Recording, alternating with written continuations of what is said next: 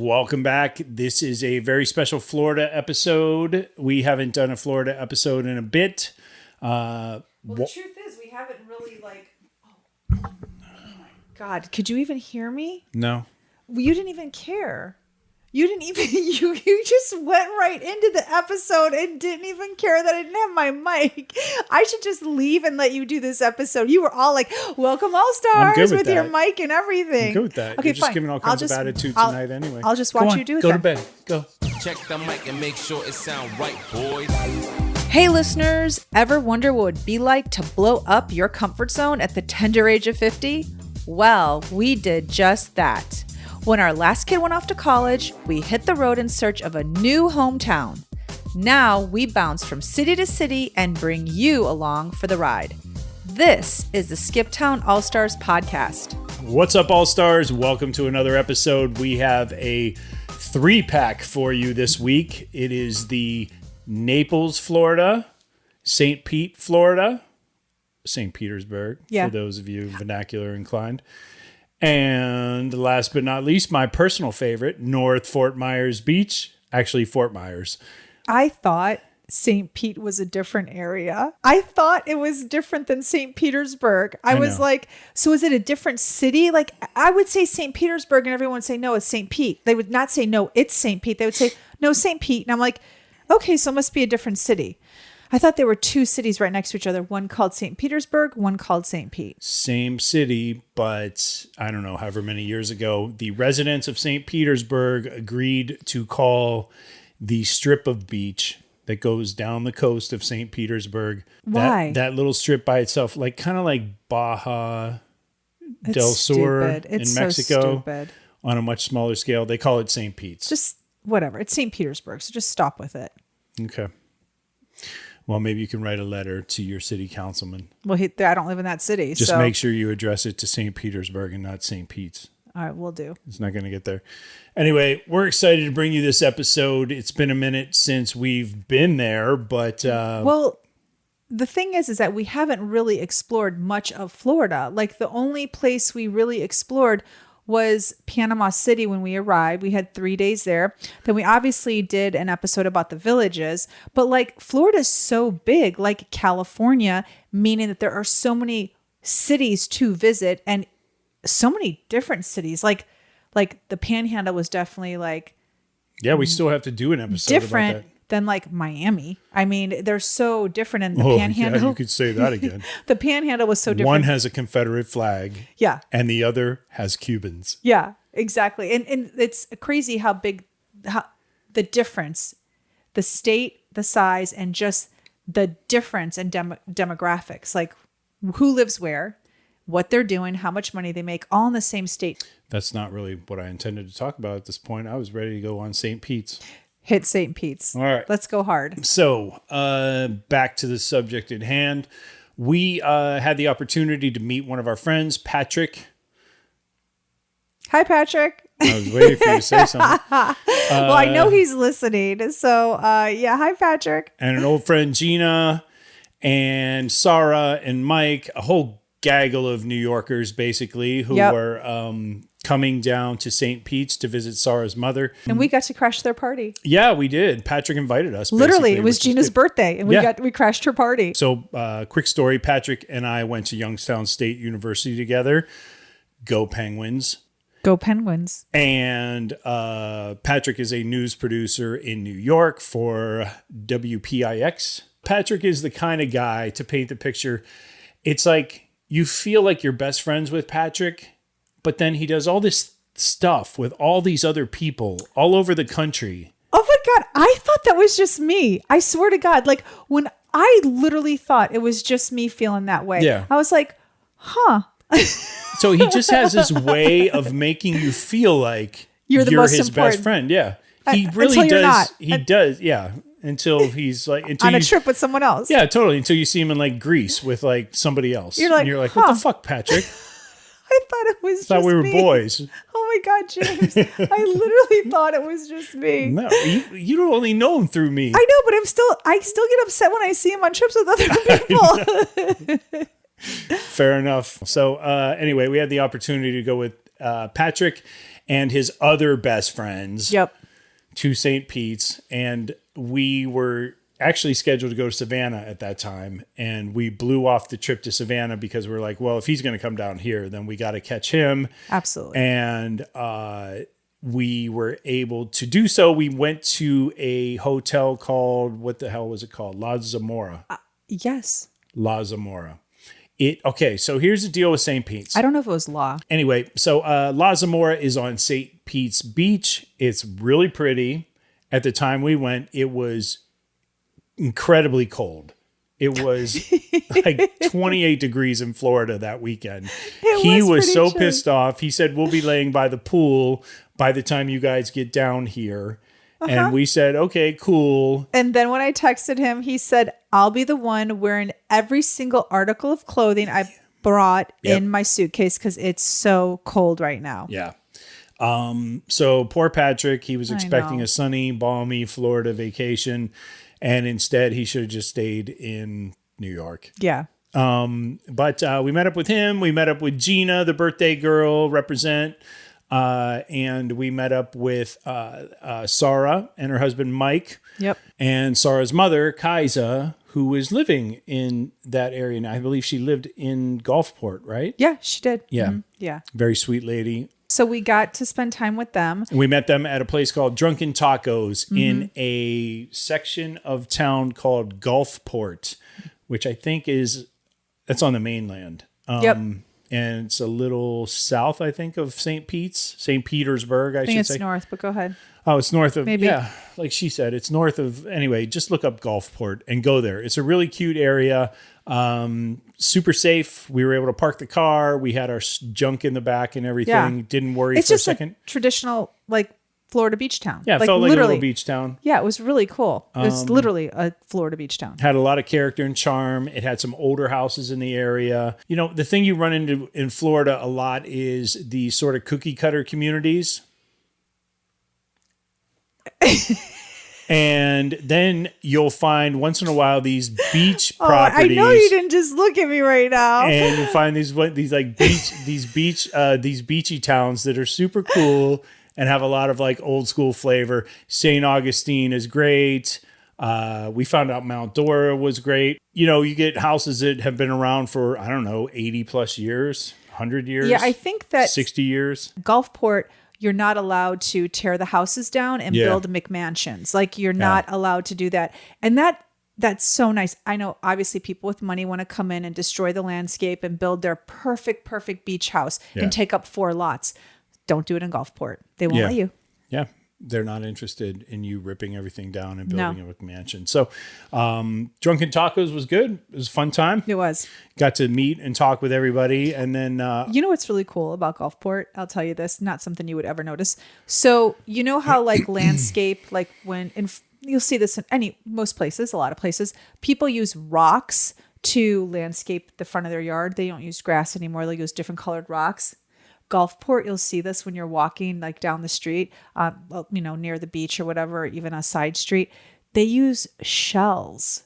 Oh yeah, that's right. They use shells instead of rock, like for their landscaping. Yeah, for their gravel. It was so cool. I was like, these are shells. Oh my gosh. So you just be walking on a sidewalk and like around, a tree where it would normally be rock or stones or something. It was all white shells. It was really cool. Super cute area. Lots of restaurants, little shops. So we went to the historic Peninsula Inn after Drunken Tacos to get a little cocktail. You had your bad pina colada. I forget what I had. I had some sort of gin Ricky or something. I'm just kidding. I had what's the drink right now that's in all the memes? I have no idea. We did one. We did the old fashioned? No. It was like something Negroni. I had a Negroni. We did one. We did a TikTok with a Negroni. You're right. It was the dumbest. Stop it. That was really funny. It got a lot of views. No, it didn't. It did. It did not. It did Don't so. lie. Go Don't ahead. lie to everyone. Anyway, I had a Negroni. And you know what? At first I was like, oh God, what is this? But Patrick ordered one. I was like, oh, sure. I'm game. And it was pretty damn good, actually. All right. I must say. The place was really quaint. I It think was adorable. It's a hotel, right? Yeah, and they just like were redoing it, and they were just like opening up part of it. So we ate like not ate. I'm so sorry. We drank like in the lobby area. I don't know. It was like kind of like mixed up furniture. It was just mixed up chairs, like different styles, but all like kind of Victorian looking. It was cool. It felt like maybe a hotel Nucky would have stayed in on Boardwalk Empire when he went to Florida. Okay. It's just really inside baseball for an HBO show. But Got it. Anyway, if you ever watch that show, you know. And so we did that, and then we checked into Hotel La Zamora afterward, right? Mm-hmm. And really nice place. Yeah, it was great. It was perfect. Right on the beach. Yeah, it was adorable. It was just too cold to go to the beach. It was. But then right off the back of the restaurant, you could at least see the channel in between St. Pete's Beach and the mainland. Rooms were nice. Yeah, it was perfect. No complaints. No, not at all. Yeah, very cool. The bar area was really great. The lobby was cool. We actually spent a lot of time. We probably spent more time in the lobby than we spent in the bar area. And it wasn't like, I mean, if it was packed, you didn't feel like it. Right. So, I really liked it. Like, you're right. We did spend time in the lobby, like just hanging out, having a drink. We'd bring a drink in from the bar and just chill in the lobby. Like, they had nice couches, really cool. Yeah, a little pricey. A little bit. I mean, I don't know. I think it's because of the location of where it was. It was just unfortunate. Like, we didn't walk to the beach. I don't technically know how far from the beach it was. I couldn't. Oh, no, the beach was right across the street. Okay. Was there a walkway? Did you see? I believe so. Oh, okay. That's definitely why. It was a little hard because the day we were there, A, it was freezing, Yeah. so we didn't go to the beach. And B, there was some sort of event. So the next day we decided we're going to head over to St. Petersburg. St. Pete Beach. I got it right. No, we were in St. Pete Beach. That's where the hotel is. We were heading to the mainland. Ugh. Okay. Was this morning we stopped at La Crosette's restaurant? Yes. Right before we went to the Salvador Dali Museum. Oh, yeah, the Salvador Dali Museum. Yeah. So we did. So we went to this restaurant that was like, I don't know how we found it, or it was like Gina, I think, found it. It was like, there was a couple restaurants that were like highly rated on wherever she was looking, whether it was Yelp or Google. And this was one of them. And were they known for their Benedicts? Like, did they have a bunch of different Benedicts? They had like 6 or 8 different Sarah's Benedicts. mom told us to go there. Sarah's mom. Yeah. Kaiser told us to go there. And so we went there. I had the corned beef Benedict. What'd you have? Did you get a Benedict? I did. I got like a spinach, like tomato and avocado Benedict. It was so good. Nice. Yeah. There was a little bit, it was very busy. I suspect it's probably a place where, there's sometimes or often a wait. We didn't have to wait though. We got in almost right away, right? We got lucky. Yeah. Yeah. And so that was great. Obviously, we were starving. And so we ate, and then we headed off to the Salvador Dali Museum. We did. I mean, that's what St. Petersburg is kind of known for, this Salvador Dali Museum. I've heard about the Dali Museum for years. Even when I wasn't living in Florida, I was living in Chicago, people would say, oh my gosh, there's this amazing Salvador Dali Museum in St. Petersburg. And I remember hearing it was a small little museum, but it had private works, meaning they were works that were donated by a private family. It wasn't a museum in the sense that like it was a county run museum. It was a private museum. It was this family opened up their art collection. There were pieces from Dali. They knew him personally. So I remember it was a very, very small museum. And some of my friends would go to the museum, and it was just super quaint. Now it's like your typical, like they got an architect to come out and they built this like highly modern museum. It's not what it used to be, but more works, and it's really, really amazing. Yeah, and on the outside, the architecture looks as surreal as a Dali shape or some sort of image that you would see in one of his paintings. They have actually 6 or eight of his masterworks. 8. They have 8 massive pieces that take up the entirety of a wall. Really impressive what they have there. I was never a huge Dali fan.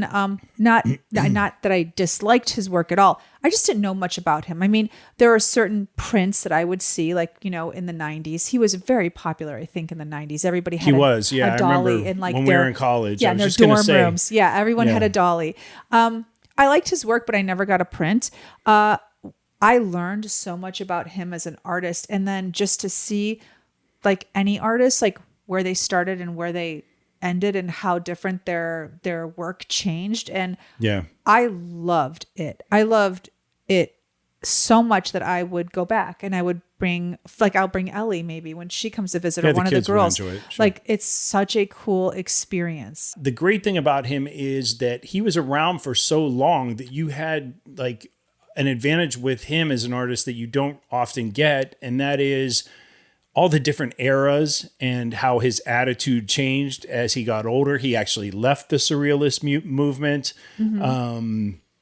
And he was one of the creators of it. So I found that stuff interesting. And, you know, he was a rebel till the end. He was just sort of a restless soul, I think, when it came to being an artist. Not in the way that it was depressing or, No, not at all. you know, self-inflicted, peril or anything like that. But he was just thought-provoking. His work was very thought-provoking, I felt. The one thing I could say about spending time there was that it wasn't overwhelming. Like, sometimes you go to these museums and you think, okay, I'm not going to be able to finish this in a day. And honestly, they're really boring. They're boring. They're just boring as hell. I'm not a museum person. James could hang out all day. I'm like kind of in and out. And the beauty of this museum was like, it wasn't too big. You could sit and look at a painting as long as you wanted, but you could also do it within like the whole museum within like an hour if you wanted. Yeah, if you wanted. And to me, it's like, for someone who's not a museum person, who was never really into his artwork so much to like get a print, I left there a fan. Oh, great. Yeah, the pieces were beautiful. So that tells you something. It's worth the trip to St. Petersburg to go to the museum 100%. Okay, so anyway, that's the Dali Museum. Highly recommend, especially if you're in the St. Pete area 100%. or anywhere near there. It's totally worth it. It was totally affordable. I forget how much were the tickets? $30. $30 a head? Yeah. Okay. I think. Yeah, I think so. Okay. That's what it was. Yep. I Not know. bad. Not I think I know. Okay. And then what did we do after that? Is that the night we went to Verducci's Okay, Pizza? so we went to Verducci's. Yeah, we went to this Italian restaurant. I think Sarah told us to go to this Italian restaurant. So we did as a group. Yeah. Sat down, family style appetizers. We did all that stuff. We did a charcuterie board. Yeah, it was really funny. The waiter was thoroughly annoyed that we were there, and he would continuously tell us not to order what we wanted to order. And we would still order it. That's right. He told me not to order what I wanted. He told Sarah not to order what she wanted. Yeah. And we were a fairly big party. I mean, we were there were 4, 6, 7 of us. And then a group of sorority girls sat down on the other side. It was like somebody's bridal shower or something. Like, we were in the big party room. And like, there were 2 other big parties. And when those girls sat down, I think everybody at our table looked at each other like, we need to get our order in right now, pronto. So I went safe. I went with the pasta bolognese or something like that. What was it? What'd you get? I got spaghetti. Because whatever you got, that's what I got. I got spaghetti and meatballs. Oh, okay. I got spaghetti and meatballs too. I liked mine. You, not as big a fan. No, hated it. The best was at the end of the spaghetti and meatballs. I didn't eat any of it. I had a half a meatball. Yeah, and Patrick was like, well, you should take it with you and put it in your refrigerator in the hotel. And no, he wouldn't stop. And I couldn't say to him, this sucks, because Sarah suggested the restaurant. She's sitting right across from me. And so Patrick was like, you're not going to take that? And I was like, no. And he said, why aren't you going to take that? You won't eat it the next day? And I said, no. He goes, he said, you don't like leftovers? Like, you're too good for leftovers? Yeah. Then he goes, James won't eat it. And at one point I want to be like, Patrick, this is going in the trash. So whether they throw it in the trash or I throw it in the trash, it's going in the trash. So I prefer not to carry it in the car and then throw it in the trash. So I was like, shut up, Patrick. I don't want to take it home. All I kept saying to him was no. And he was like, huh. Yeah. I was like, no, it sucked, Patrick. It sucked. So Verducci's was a bust for you. Yeah. I think in terms of service, it was a bust for all of us. Holy cow. It took I was 2 a terrible hours. waiter. 2 hours. There was a point where Patrick looked over at me. He's like, I'm not even sure this guy actually works here. I said that. You said that? I said that. Oh. Yes. Am I accrediting your joke to somebody else? 100%. Oh, okay. Yeah. Sorry. I stand corrected. I don't like to steal people's material, so normally I would argue with you. But if you're saying you said it. I said it. Okay. I said it to everyone at the table. I said, he doesn't even work here. And it did not look like he worked there. He wasn't particularly dressed up for the occasion, No. that's for sure. No. Yeah. Anyway, Verducci's, We tried some other restaurant first, but they couldn't seat all of us, if I remember right. That place true. looked amazing. Yeah. We wouldn't know. Anyway, after that, so that was that night. Yeah. What did we do after that? Oh, Patrick and I just went to the bar in the hotel, hung out, talked about old times. Uh-huh. And then the next morning we got up and... Well, we went to a Greek restaurant, and I think you forgot about that. So the Greek restaurant, I think you might have it... Do I have my nights mixed up? You do. It's okay. Verducci's was Saturday night. The Greek restaurant was after the Dali Museum on Sunday. The Greek restaurant was pretty good. Yeah, I liked it. Yeah, I did too. too. It was good. Acropolis. Yep. I thought Check it was out good Acropolis too. in St. Petersburg. Yeah. It was good. To me, it was worth the Uber ride. I thought it was a good restaurant. The thing I really liked about downtown St. Petersburg was that you tend to go to cities sometimes where it's just all bars and restaurants. And, it's great. They're bringing in revenues. But like, as a tourist, like you kind of want like a cute little clothing store or a cute little houseware store or something like you can't really hang out downtown if there's just bars and restaurants and like no trinket shops. And St. Petersburg actually has that. I liked that a lot because, he and I could bounce into like there was an art store there. There was a houseware store there. Yeah. There was a clothing store there. They had like cool shops there. So that's what I liked. St. Pete Beach was also like that. St. Pete Beach had tons of cute little stores, not just restaurants and bars, but actual retail stores, whether it was like a papery store, like with cards and books and stuff like that. Or again, like a clothing store. But I just find in some cities, they're just loaded with bars and restaurants. It's like, okay, it's bars and restaurants. Like this doesn't really give me a feel for the community here. So like I look at Little Rock, Arkansas, for instance, that was just bars and restaurants when we went to downtown. It was like one strip. Yeah, it was like kind of a bummer. Like you couldn't really venture anywhere. It was just bars and restaurants. You could bar hop, you know what I mean? But it's like, okay, I guess. I mean, I don't know. Yeah, I get what you're saying. There was a day though, so there was a day where you went, speaking of shops, we found that really cool nautical clock on the wall and all that stuff. That was really cool. Remember that place? That was at St. Pete Beach. It was? Yeah, it was. It was a really cool, high-end, basically houseware place. Like clocks on the walls, like martini shakers, glassware, like even little end tables, but like not a furniture store. It wasn't stuff you would find at Pier 1. Not at all. It was cool. It was a visual feast walking around. I was like, oh, I could buy this if I had $400 to spend on it. Yeah. Or I could buy that, or I could, it had they plenty had of like submarine head. They had a submarine head, what, right? A diver's head? Yeah. A diver's Remember helmet. that? A diver's helmet. They had a submarine diver's helmet, like on the wall. Like it was the coolest thing. You could purchase it. It was so cool. Yeah. But it wasn't just like limited to nautical themes. It had like little motorcycle, like tons of stuff that would look great in a home office. Anyway, it was a cool place. Yeah. And then you went to a place called Cosette's. Yeah, that was another little boutique at St. Pete's Beach. It was a cool place. It had like candles and it had jewelry. It had some clothing. It was just kind of an eclectic mix of just different things. That was interesting because I had such a good conversation with a couple people. One was the lady that owned the place, and two was a woman who was actually, I believe, shopping there. And, I was telling James, James and I were talking about this just recently.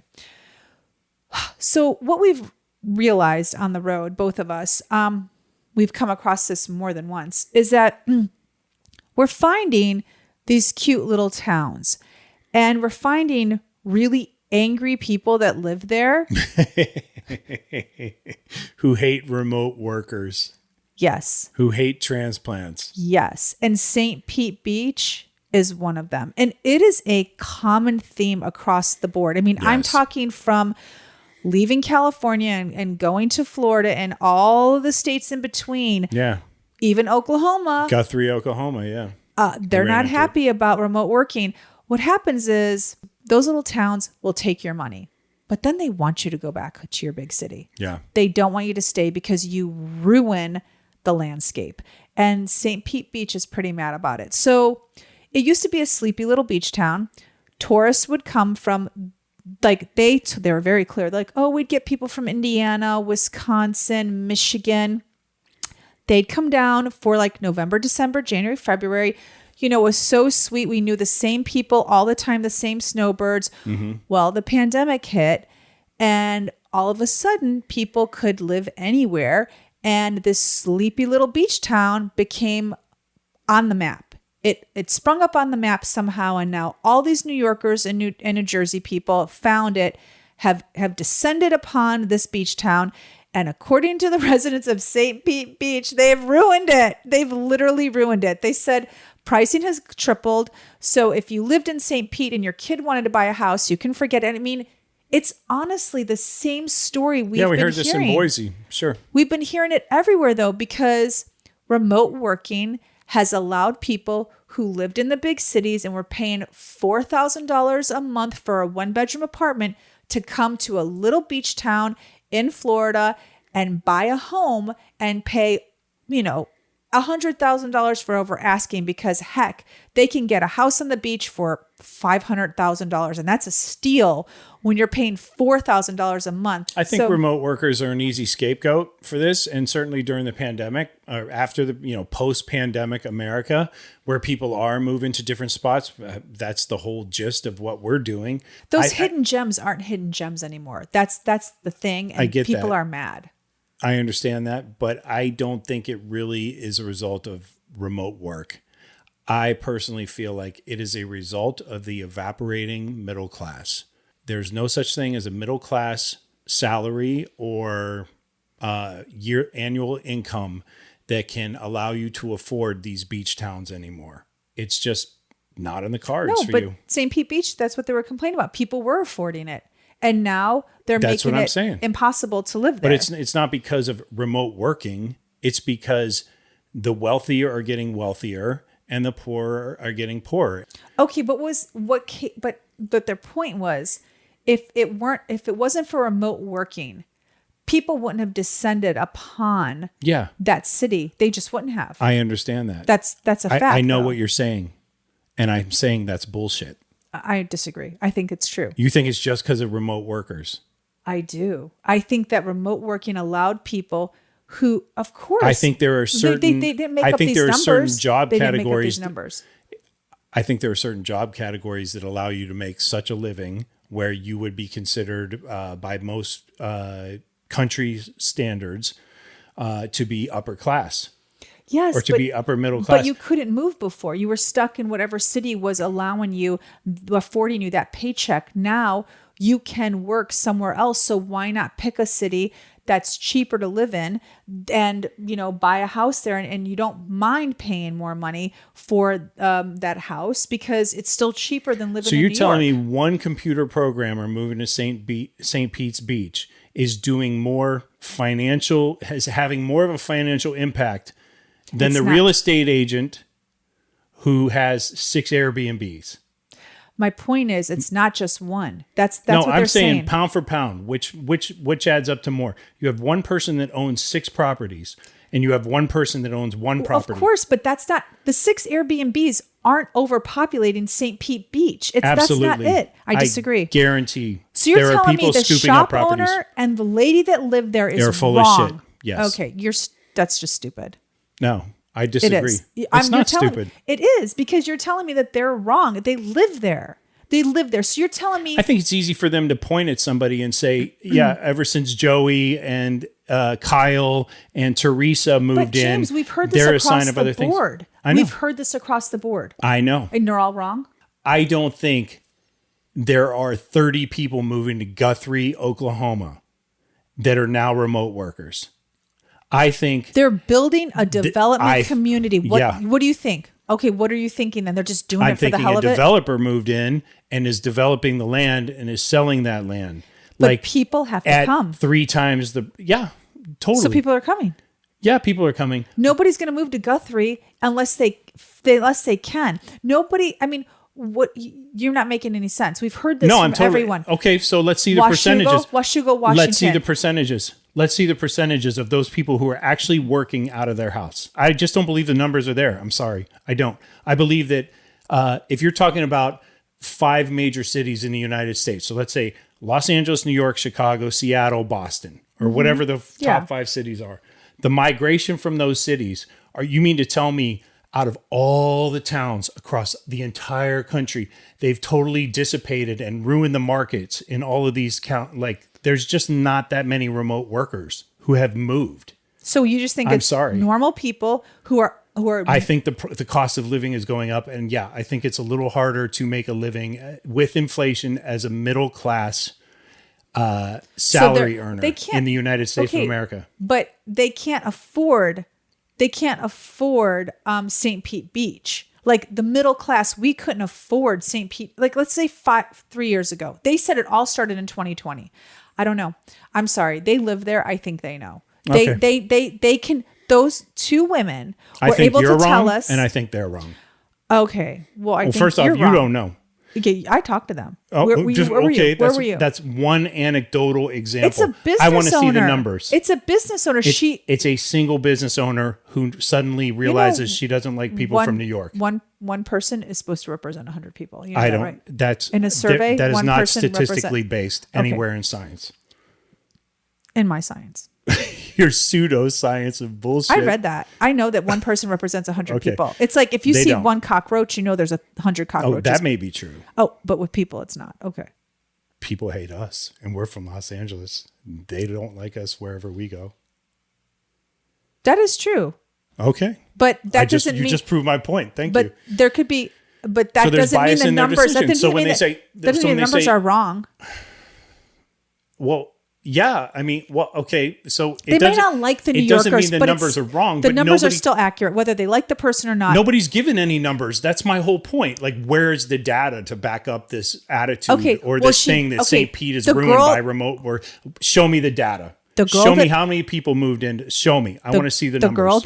The girl that owned the candle shop didn't have a database of how many people had moved into St. Pete. She could just tell you as a business owner, it's been so much traffic.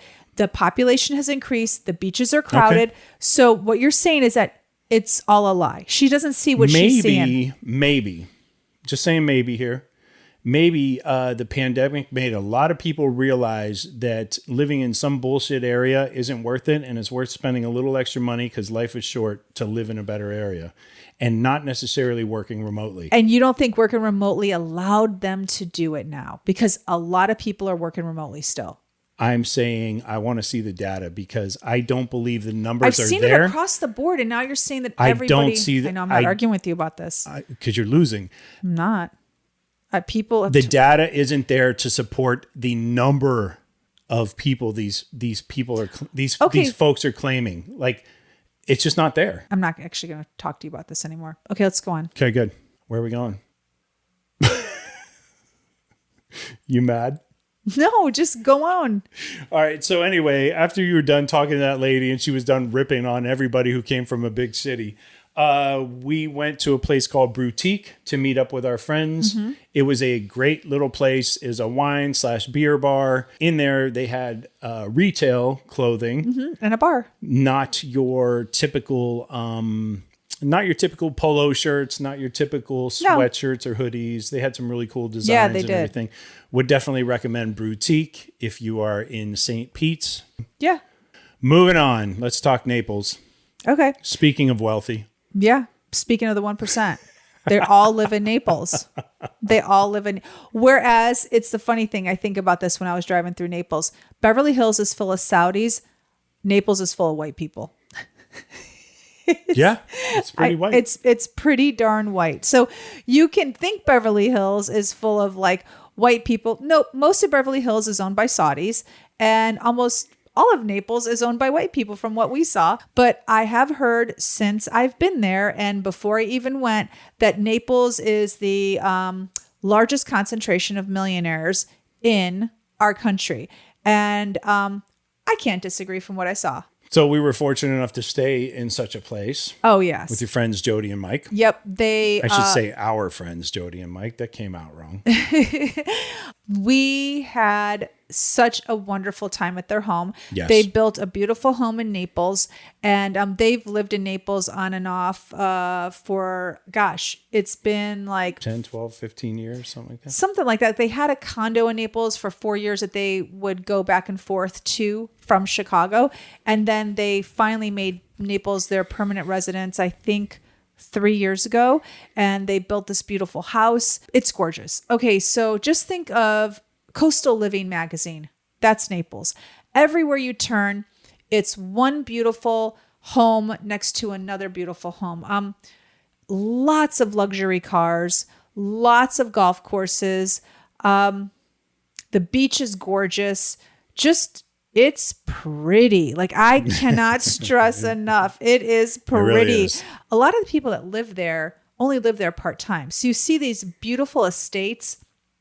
And when I say estates, I mean estates. So it's houses straight out of Bel Air, straight out of Beverly Hills, sitting on the beach, that are only occupied a couple months out of the year because people that own these homes live elsewhere. The first thing that we were shown when we got there was other houses on the street that had been impacted by Hurricane Ian. It was Our so friends sad. were super fortunate. They were very fortunate. Their house was elevated on a lot that was just had a little bit of a hill to it. Honestly, that's all it was. And their garage got flooded, but because the house was sitting up a little higher, the water did not enter their home, and their home is brand new. So they could not have been more lucky. The neighbors, gosh, they got hit like across the street from them, to the side of them, a kitty corner from them. You would see these beautiful homes that just looked perfect from the outside and empty on the inside because of the mold. So the only way to restore that house is you have to completely gut the inside, tear the drywall down, put fresh drywall up. I mean, you have to strip it down to the bones, really. And it was so sad. I mean, Yeah. so, and they were explaining to us too that like some people can't rebuild.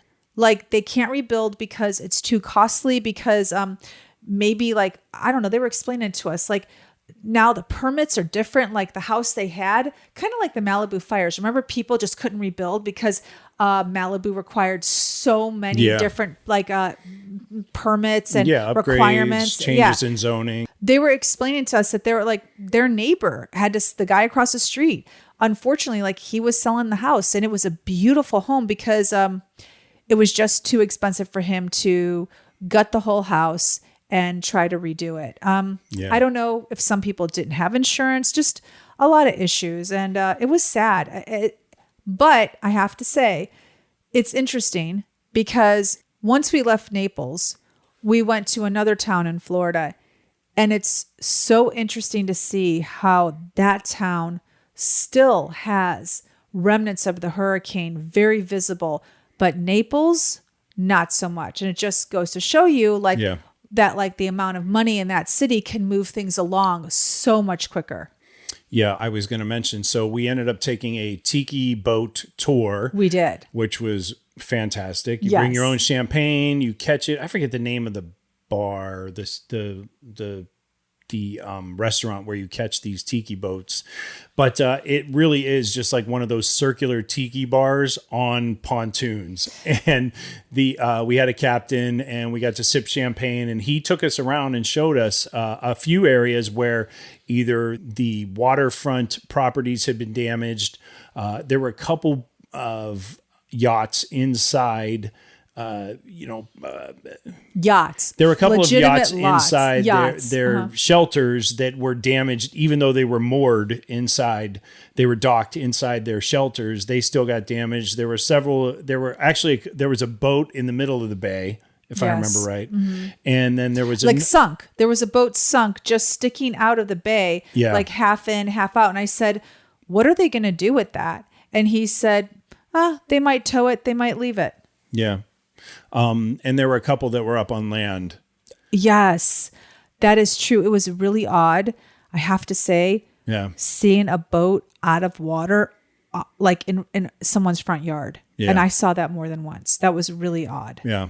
And these are multi-million-dollar homes, like $25 million homes. And there was a boat still in the front yard. Yeah. You didn't see it often, but we did see it once or twice on that tiki ride. Yeah, it was pretty crazy. With Naples being as affluent as it is and great houses everywhere, we're talking, on the outskirts of town, probably $1.5 million, but where we were staying 3 to 5 million. And then all of a sudden the waterfront was like 12 to 22 or something, something in that range. Yeah, easily. And like you said, they were only there part of the time of the year. It really did make you wonder, like, wow, what is it like to have that much cash where you can just let a $12 million mansion sit for half the year? I mean, wasn't there one piece of property that he showed us that the land was $10 million? Yeah, he said, okay, so there was one, he said, where they were just going to tear it down.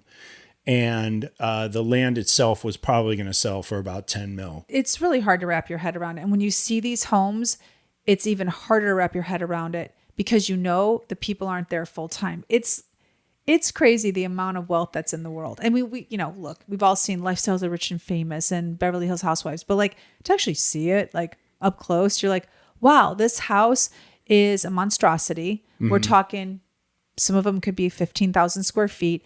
And they only live here 2 months out of the year. Like it's just very difficult.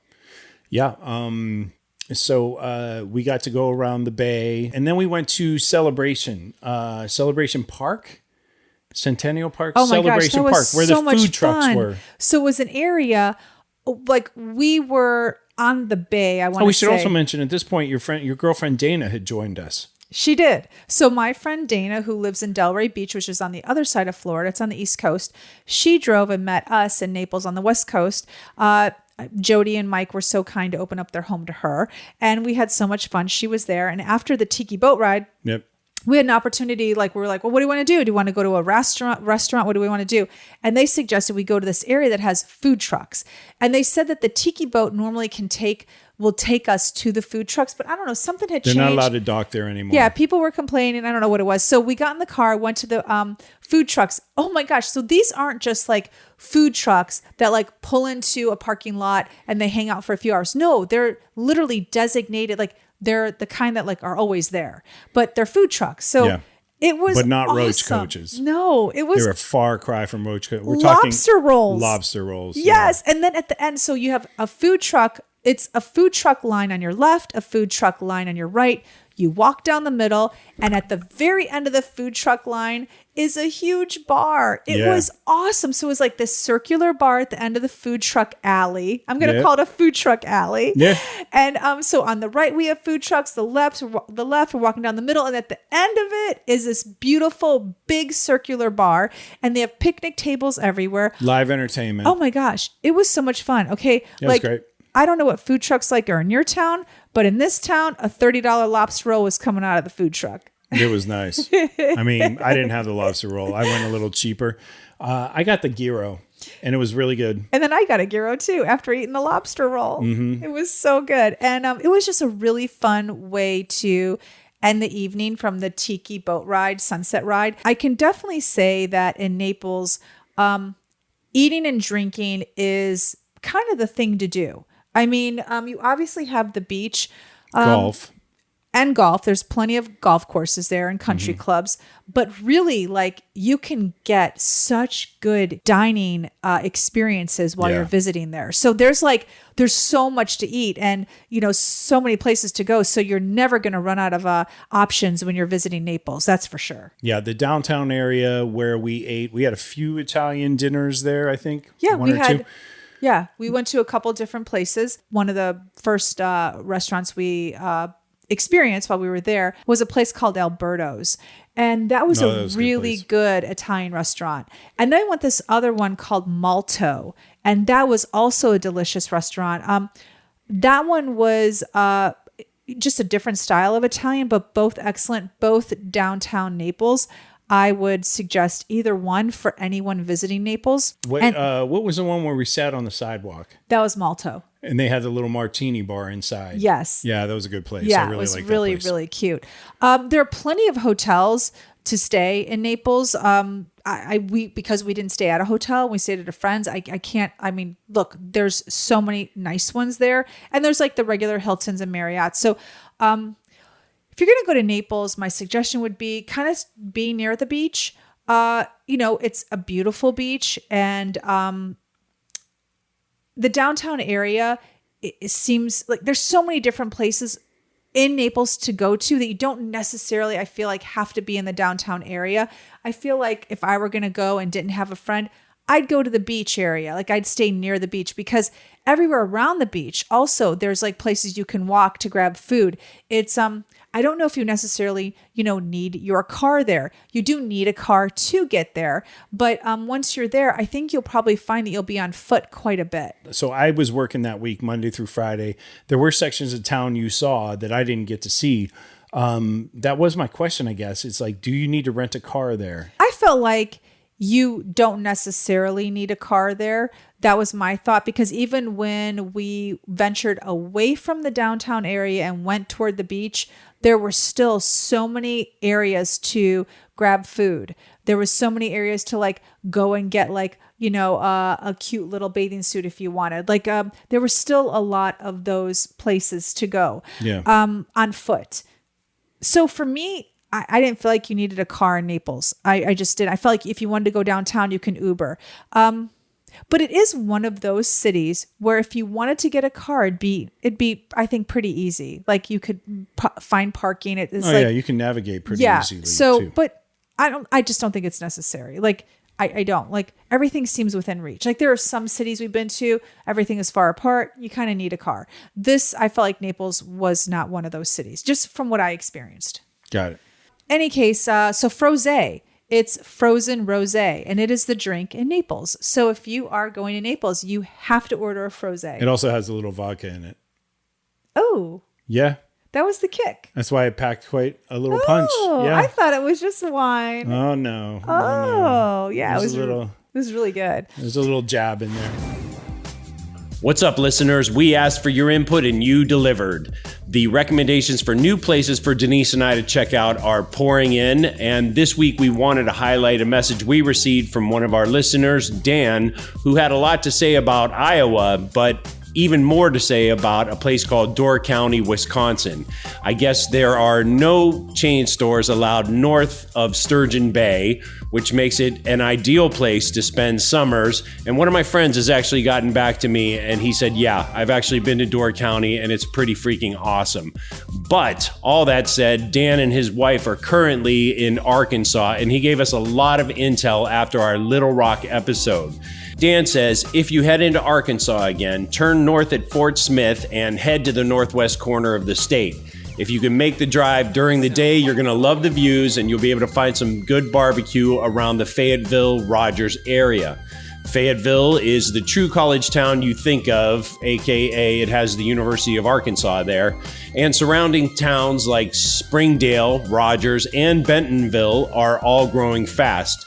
Bentonville is getting a little more expensive as the downtown area housing market has exploded, but there's lots of biking and mountain biking trails in the area. It's a great place for concerts and lots of little boutiques, especially in Fayetteville. So that's our input from listener Dan. We appreciate everybody who submits to us. And Dan, check your inbox because you've got a $25 Amazon gift card as promised to all of the listeners who get their submissions read on the show. Now, back to the episode. We were very fortunate. And we got to experience the country club life. We did. In Naples. Yeah. So we got to spend a couple hours golfing at a place called Pelican Bay. And if you're a golfer, my guess is you probably have heard of this country club. I'm sure. I'm not a bona fide golfer. I'm just a very seldom occasional golfer. And I know where Pelican Bay is. Okay. So it was quite the experience. It was your birthday, too. It was. It was a great way to spend my birthday. I was going to just sit in the cart and watch everyone play golf, Jody, Mike, and James. And then at the last minute, I was like, you know what? I'm going to try it. What the hell? And I have to say, it exceeded all of my expectations because I had zero expectations. I've always thought golf was the most boring sport. I thought it was very slow paced. I pictured men talking about their wives, well, hitting the golf ball and saying, "Hey Joe, what's going on with your accounts? How are things at the office?" Yeah, like I just like it's the slowest game ever. Like blah. No, I was wrong Only about on TV. everything. Like, first of all, it's not a slow game. You have to move very quickly because lo and behold, there are people behind you that are right up your ass that want to play golf too. And if you're too slow, you slow their game down. Yeah, by the 6th hole, they were bearing down on us. I literally wanted to flip them off. And Jody's like, no, you cannot do that. I'm like, We are members here. yeah. She's like, I'm like, why are they up our ass? Like, what's happening here? And she's like, we're going too slow. I was shocked at how fast you have to play this game. So it's not like I could even I would take my time hitting the ball and she would say, take your time. Then she would be like, hurry up, take your time, hurry up. Like we got to go. Yeah. It was so much fun. I am so close-minded about certain things and golf was one of them. And I'm like totally converted. Like I want to take lessons. I want to get clubs. Yep. Like I'm like, oh my God, like I want to do this. But everyone has informed me that not every course is like Pelican Bay. What do you mean by that? Oh, because Pelican Bay is amazing. Yeah, everyone's like, and we were on the baby course as well. We played the Pelican course, I believe. Okay, so everyone, since I've been there, everyone has said to me, well, not every golf course is like Pelican Bay. So I would say Braemar in Los Angeles, Braemar Country Club is very nice. It's on par. Oh, in terms of aesthetic, I don't think it's the same. It doesn't obviously have the same character or history as Pelican Bay. But in terms of being beautiful and all that, Braemar was really nice. I've only golfed a few places. So okay. That's like, other than Pelican Bay, that's the nicest. I just feel like I got so lucky to have my first golf experience at such a beautiful country club. Well, what you were even more lucky about was you totally crushed it as a beginner. I could not believe how good she did. Everyone said I did. I guess I did. God. There was a green, I think it was like the 5th or 6th green. I was hacking the ball. I had just gotten to a point where I was driving okay, but my middle game was not very good. And, just trying to get the thing up onto the putting green was really giving me problems with the wedges and all that stuff. And I remember there was one where I hacked the ball like 3 times in a row. And finally I sent it, but it only flew about maybe 80 yards, 3 yards or 3 feet above the ground the whole way. And I sat there and I was like, okay, that'll do. I can play that. And all of a sudden I hear, and I look above me and Denise's ball is flying over my head. And I was like, that bitch, I cannot believe she is like killing me right now. I wonder if it's like Vegas where I just got lucky. You know how they say like the first time you go to Vegas, you get lucky. I wonder if it's like that. Do you think I just got lucky because it was my first go around? No, I mean, generally you're good at those finesse games. Like I can say as a brute sports guy, like I'm not good at that stuff. It takes me practice, and I think you just sort of have a natural knack. You were good with hand-eye coordination because it's all about keeping your eye on the ball as you swing through the putt. I don't want to bore people who don't golf, but you have to keep your head down and watch where you're hitting the ball and all that through your swing, right? Yeah. And I mean, when you did that, you were doing really well. Well, every tip she would give me, like whatever it was, like one time she was like, okay, turn your body to the right a little bit. When I would go to the next hole, I would do exactly what she told me to do. Yeah. And it always like helped out. So I'm a very good listener and I'm a quick learner. Well, you listen to Jody, but that one hole, when I said to you, I do listen to Jody. When I said to you, you're going to miss that. And you said, what are you talking about? And I go, no, you got to turn, I made you shift, and then bang, sure enough, you made the putt.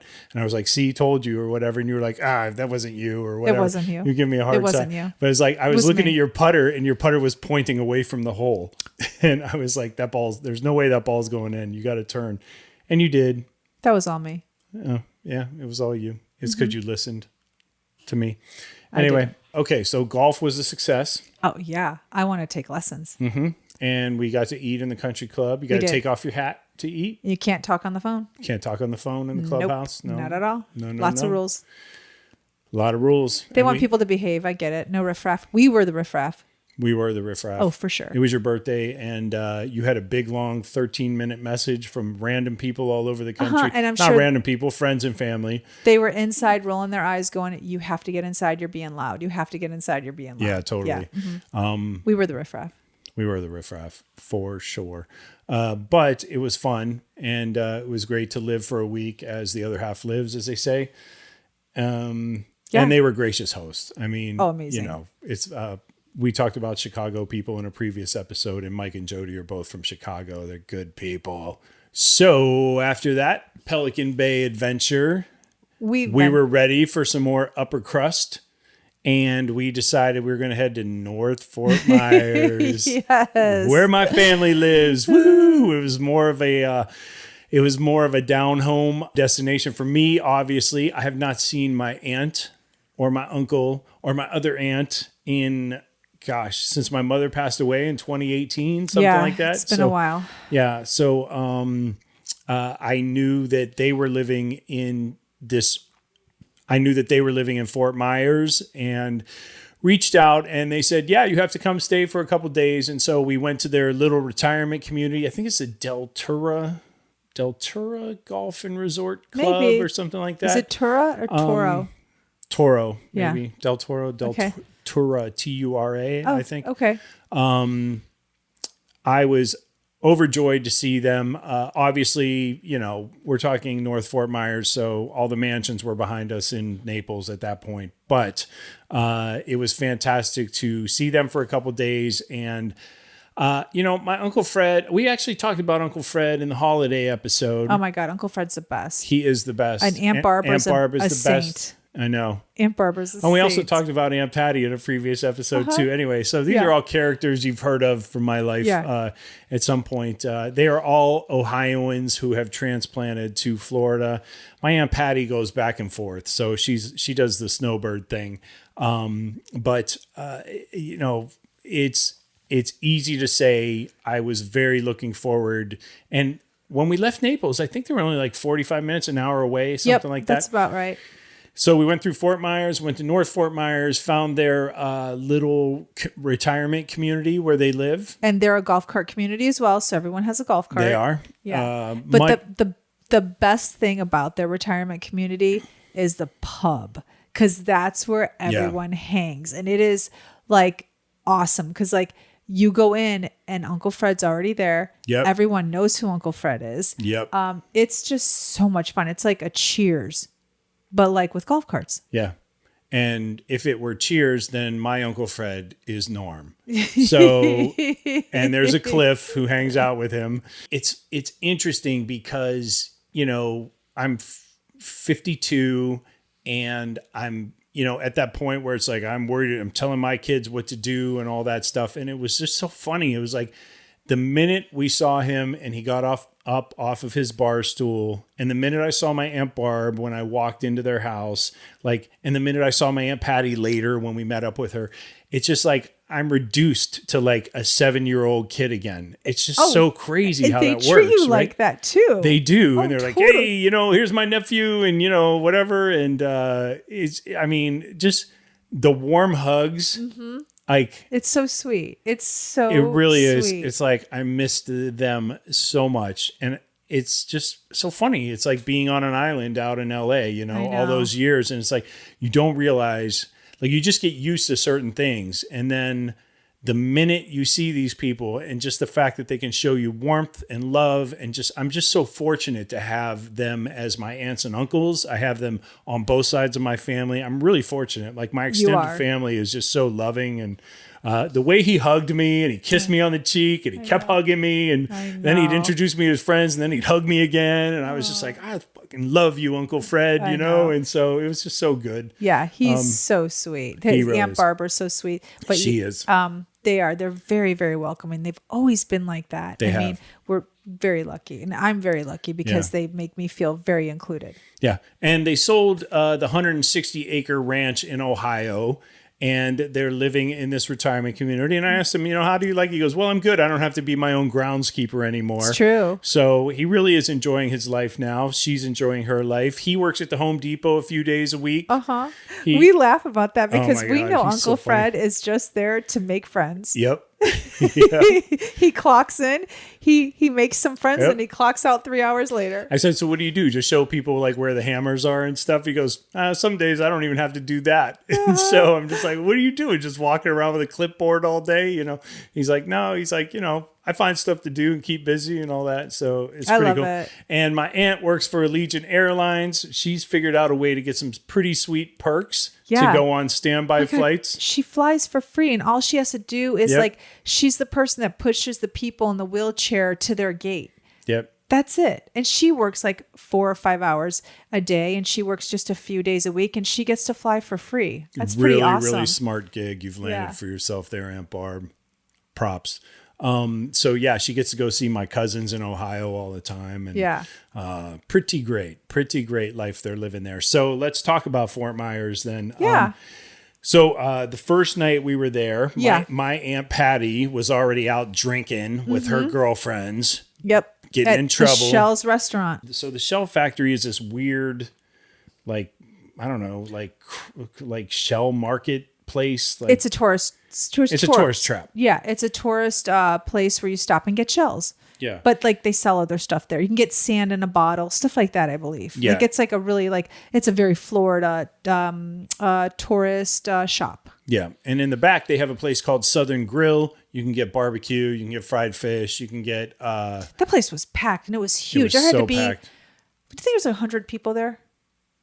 100? Yeah. At least. I mean, yeah. Okay. Probably 150, 200. Yeah. That's a lot of people. Yeah. And it was packed, and the beer was flowing and the wine was flowing and everybody was having a good time. It was a pretty mixed crowd there. It was a pretty mixed crowd. Yep. Mm-hmm. Old people representing, young people representing. Yeah. Just your good like swampy bar. They had a girl singing. Yeah, they did. Yeah. And but for us, it was just all about reconnecting and meeting up with my family and all that. So we had a good time there that night. We were there for 2 days. Yeah, we 2 were days. there for 2 days. And I got to spend a lot of time at the poolside pub where Uncle Fred drinks. And so got to meet all the waitresses there, all the bartenders, and several of Uncle Fred's friends. We tried to go to a place called the Boathouse. Oh, that was ridiculous. Okay. That place was like 500 people. It was like, I was going to say it's at least 4 or 5 times the size of the Southern Grill at the Shell factory. Would you say there was 400 people there? Easy. And they had a pool with big people. Screen TVs everywhere. Yep. They had a pool with people swimming and bathing suits on that they shouldn't have been wearing. That they shouldn't have been wearing. There were some sights that day. Yep. And there was also like an hour and a half long wait. So we decided we weren't going to stay there. And Uncle Fred really wanted to go to Applebee's, and we had to shut that shit down more than once. Yeah, we did. We said we did not come all this way to sit in an Applebee's. No, Uncle Fred. He was so mad. We wanted to take him someplace nice. And so we were really insistent upon it. So we went down to downtown Fort Myers, and he said, there's plenty of places down there. Since we couldn't get into this one place with 400 people and an hour and a half wait. Yeah. We went to the River District, which is downtown Fort Myers. Turns out the Kearns Restaurant Group actually owns that boathouse that we couldn't get into. That I know. Yeah. And they owned like 7 or 8 of the restaurants. They literally own Fort Myers. It's crazy. Yeah. And their restaurants are all kind of themed, but I must say, done pretty well. Agreed. You know? It's unbelievable. Like, I don't know if it's a corporation that owns it or a couple families that own it, but whatever they're doing, just that one restaurant alone, I kept saying to you, this restaurant, they're killing it with the 400 people. They're killing it with the pool, with the bathing suits that people shouldn't have been wearing. Like, I couldn't believe it. And then you go down to Fort Myers, and like every popular restaurant is owned by this Kearns Group. They own that place. So there's a restaurant called Capone's, which is, I guess, built on an old bank site or something like that. There was actually a vault in the basement. They have a kitschy little thing with like Al Capone allegedly was he not found there or whatever, but they have a glass floor that you can walk on, and below you is the vault. Yeah, the actual room. From the bank, yeah. Mm-hmm. Whether it's the actual room Al Capone was found in or not, we'll never know. And then they have a restaurant called Izzy's. It was the oyster. Well, Al Capone was never found, was he? No, he was never found. So he wasn't found there, but Well, it we was don't an know actual if he was room. killed there. Yeah. Anyway. I think it was just their thing. No, it was an actual room. I read it. Okay. Anyway, it was Italian food there, obviously. The place was packed. Then we went to Izzy's Oyster and Bar, Fish and Oyster. Izzy's Fish and Oyster on the corner. That place was also packed. It was. We had one non-seafood eater in our group, so we decided, well, we're not going to go there. We are going to go to a place called The Lodge. Yes. Which was barbecue. And they serve it on the metal trays, Texas style, where it's like, how you want hot links? Do you want brisket? Do you want pulled pork? What do you want? And so we ordered a big, like, sort of family platter. Got our grub on there. Oh my God! And sure enough, we wanted to take Uncle Fred somewhere nice. And what happened? He's sneaky. He's sneaky. He kept getting up during the meal. Oh, I'm so mad. And I just thought he was right like now. stretching, and he had like gotten a little winded on the stairs, and He paid the bill. he paid the bill. He got up and was being sneaky and gave the waitress his credit card. And we weren't looking, and he paid that bill. And I was so mad because I ordered the extra brisket, and I never would have ordered that if I knew he was going to pay. We ordered all kinds of stuff thinking it was going to be on our I tab. totally did. I went like kind of like I misbehaved on someone else's tab. Yeah.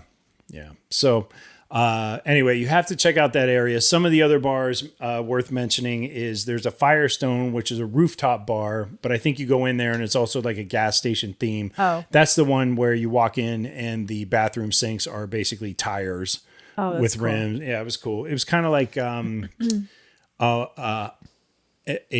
higher end version of Quaker Steak and Lube. If you've ever been to one of those, the wing places. Okay. That are all over the sort of northeast part of America. The feeling I got from being downtown Fort Myers was it was old Florida, whereas Naples was new Florida. Yeah. Did you get that feeling? I would agree with that. Yeah. Naples definitely felt a lot more like new money. Yeah. And this felt just more like even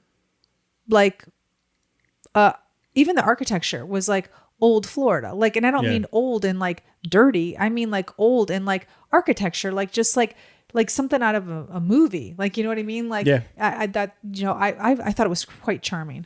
Yeah, for sure. And so they took us through. There was a courtyard back there in one area. We walked around. It was really cute. There was a band playing. Yeah. There was more barbecue around that side. Now, downtown Fort Myers, though, just to let everyone know, it's not near the water. You can see the water, but it's, from what we're told, you're 30 minutes away. So if you're going to do a beach, I would not suggest staying in downtown Fort Myers. It's not near the beach. Yeah, it looked more like a river at that point, or some sort of channel. Yeah. Where you could see. So anyway, that was great. They also have a bar called the Social House. The same restaurant group has a bar called the Social House. That's for your higher end cocktails and sort of, I don't know if it's farm to table, but I think it's sort of a more like made from scratch type place. I could be wrong because we didn't venture a lot around downtown Fort Myers. We did a little bit. It seemed a little more sleepy.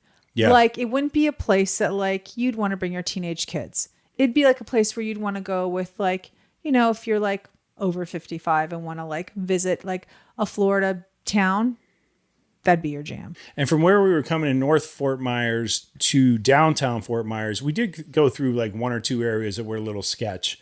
And then, remember?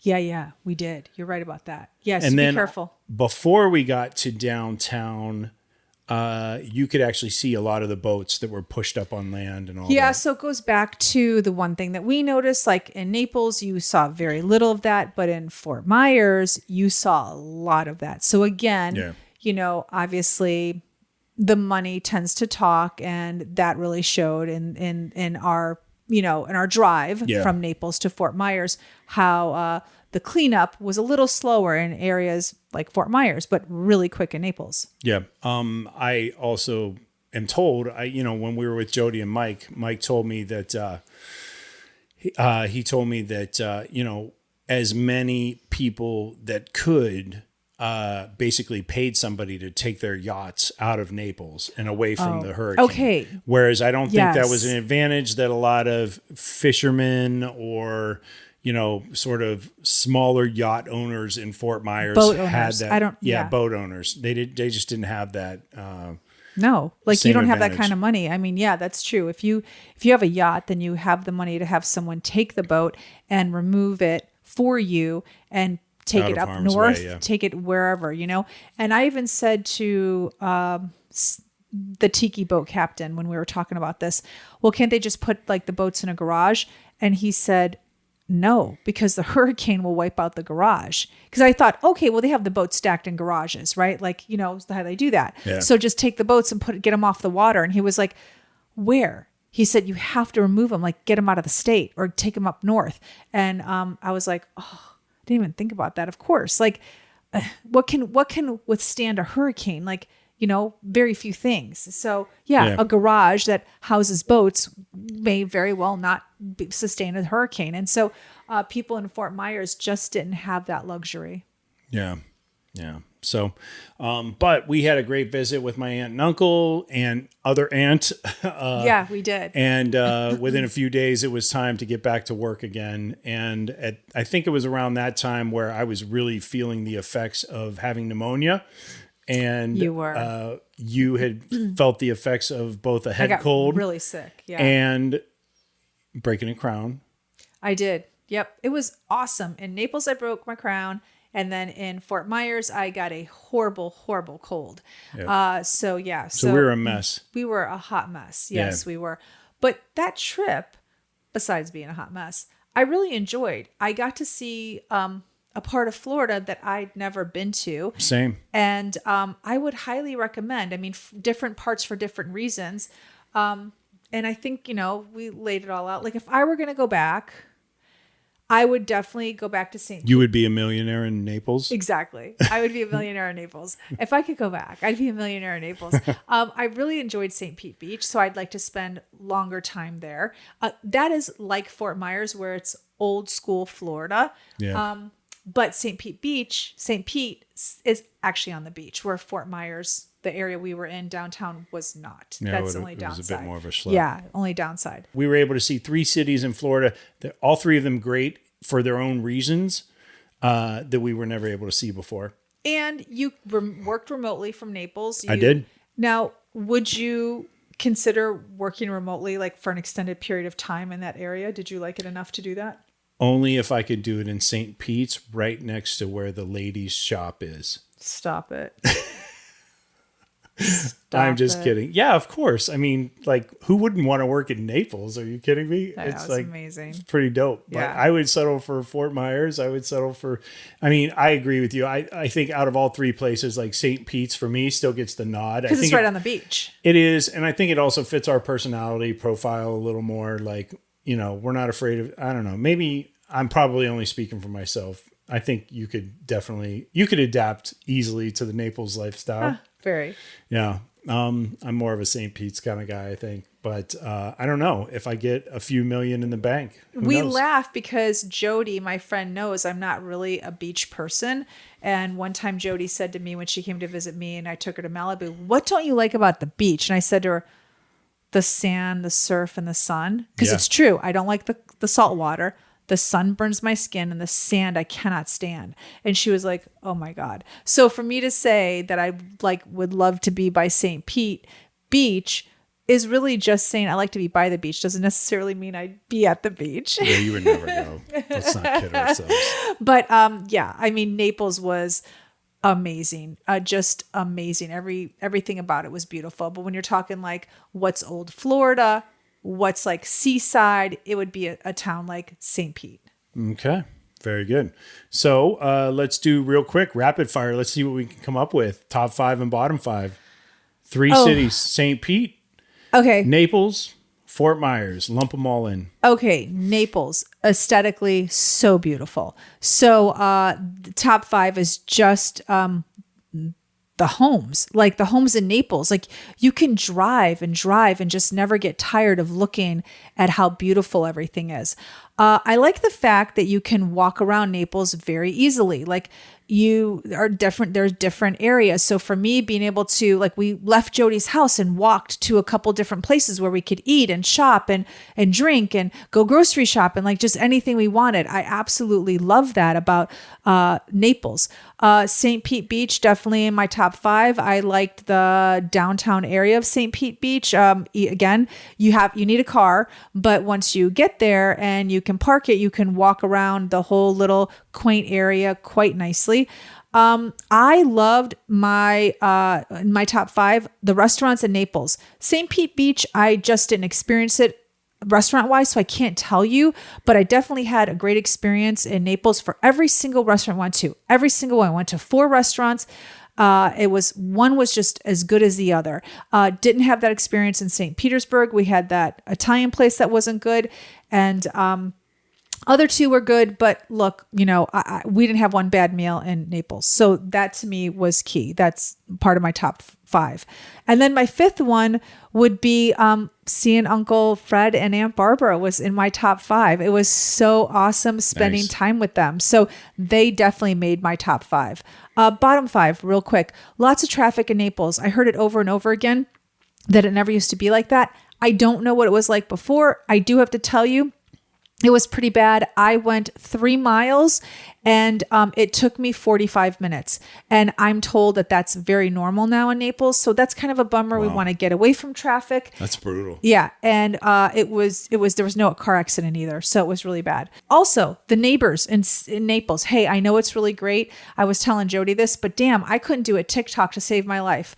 I was out there on the street trying to do a TikTok and everybody was stopping me and asking me what I was doing, where I was, where I lived. I'm like, go with your Range Rover to your house and leave me alone. Like if one more person would have given me a side eye, I'm like, damn it, I'm just trying to do a TikTok here. So yeah, that was really, really annoying. That's awesome. Yeah, really annoying. One person said to me, "That's my house." And I'm like, no shit. Okay. Like go, continue. All right. This isn't about you. It's about me right now. It was so annoying. That was in my bottom 5. Okay. I literally only had 2 bottoms and that was it. Like there was nothing really that I disliked about Fort Myers. I guess another bottom would be that Fort Myers is a little sleepy for us. Yeah. I wouldn't take my daughters there for like a vacation because it's not for teenagers. So for our family, Fort Myers was a tiny bit sleepy. So that was a bottom for me. And I think that's it. Honestly, I only had 3 bottoms. Like it was a really good trip. Like I don't like, there's nothing like I can't make something up. Like there was nothing. It was really nice. Okay. Then I guess it's my turn. I would say my top 5s are meeting up with Patrick and Gina and Sarah and Mike and Kaisa. And then my second one would be meeting up with Mike and Jody. And my third one is easy, meeting up with Aunt Barb and Uncle Fred and Aunt Patty. It was a great trip because for me, it had friends from sort of all phases of my life and it had family. And we haven't had that in a while. So it's like, it's been you and me and it's true. And I'm not just saying like for the years we were in LA, I'm saying like for the last calendar year when we've been traveling and stuff, it's been mostly you and I. And so it was just great to have those threads, I guess, strengthened and, just kind of, I don't know, man, it was really good. It was like, it grounded me and I felt good about that. And I don't say that like in the, like, I'm not like meditation guy or anything like that. Yeah. It was just like really like. It felt like home. It felt like home. And it just had like I think I needed some sort of calming. And all 3 of those factions gave that to me. So that was good. So my 4th top 5 is playing golf at Pelican Bay. It's a storied golf course. Cannot thank Mike and Jody enough for taking us there. I suck at golf. I really want to practice and get better. It was amazing. I don't know when that's going to happen, but I do want to try harder so that if ever I'm on that course again, I could do a little better. I'll still beat you. I'll still beat you. You didn't beat me that day. So I think I did. Why are you using the word still? I'll still beat you. And my 5th one is being on the road again. I really enjoyed it. Okay. I missed it. You're a fun person to travel with. I'm glad we got to do it. Even though we were both like at death's door by the time we came back. We were. It's pretty crazy. were. And then, yeah, that's kind of it. I mean, I don't really have any bottoms either. It would be nice if they could clean up Fort Myers a little faster with all the boats, that are just sort of stranded there or whatever. But it's like hurricane recovery, and how do you quantify when things can or can't get done? It's not for me to say. It was weird driving. It was just hard to look at a little bit. It was a little hard to look at. It's true, because we didn't see this in Naples, but like we would be driving on the freeway and there'd be a boat right there to the side of us on the grass. Yeah. Yeah. It was like, why is that boat still here? Like, this was in Fort Myers, and it's could be insurance reasons, Well, yeah. Could be that, it takes a long time to get through the paperwork. So anyway, I don't know. I'm just saying, like, it was a reminder that Hurricane Ian blew through here like 2 days after we got to Florida. And, there are a lot of people that were sort of, they got hit pretty hard. So that sucks to just, we're not even seeing the devastation. No. We're seeing things after they're pseudo cleaned up. So, yeah. And the only other thing I want to say in my bottom 5 is people who blame remote workers for everything. Stop it. I did a quick little Google search while you were talking earlier. In 2020, the population of St. Petersburg was 258,000 people. In 2022, it was 260,000 people. So that's 2,000 more, a very small percentage. Could have been families having kids, mostly. So again, I go back to, let's see the data. So you're just saying 2,000 people. If you told me all 2,000 of those people were remote workers... No. That came to St. Pete's and have ruined the economy. I want to see. I'm willing to have that argument. Okay. If you could say to me, yes. Where'd these numbers come from? They came from Google. It's got to be real. Anyway, I'm just saying, a lot of people had babies during the pandemic too. So, this little slight nudge in population. They're not in St. complaining about Petersburg, 2,000 people. I'm telling you right now. I'm going to have to look and see about real estate in St. Petersburg. Like I said, to be continued. Back, to be continued. Way back in the episode. I call bullshit. Mm-hmm. I call bullshit. That's enough for this week. I'm sure you agree. Yep. Check them out. Empty nest, full tank. See you guys next week. Good times, babe. You're a pain. Check the mic and make sure it sound right, boys.